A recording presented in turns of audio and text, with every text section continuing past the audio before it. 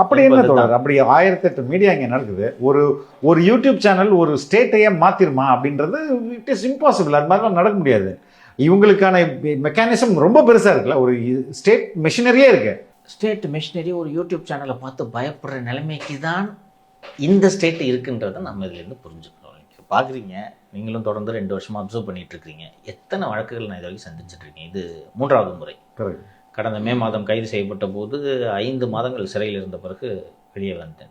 5 மாதங்கள் சிறையில் இருந்த பிறகு வந்தேன். திருப்பி டிசம்பர் 2024 திருப்பி அரெஸ்ட் பண்ணுறாங்க. திருப்பி அரெஸ்ட் பண்ணி அப்போ ஒரு 2 கேஸ், 3 கேஸ்ன்னு நினைக்கிறேன். அப்போ 3 கேஸ். அப்போ வந்து ஒரு 35 நாள் சிறையில் இருந்த பிறகு வருகிறேன். இப்போது 3வது முறை இந்த சொன்ன இந்த வழக்குகள், இந்த வழக்குகளை திருப்பி கைது பண்ணுறாங்க. ஆனால் ஒரு அரசு ஒரு யூடியூப் சேனலை பார்த்து அஞ்சுகிறது என்பதை தவிர இதற்கு வேறு என்ன பொருள் இருக்க முடியும்?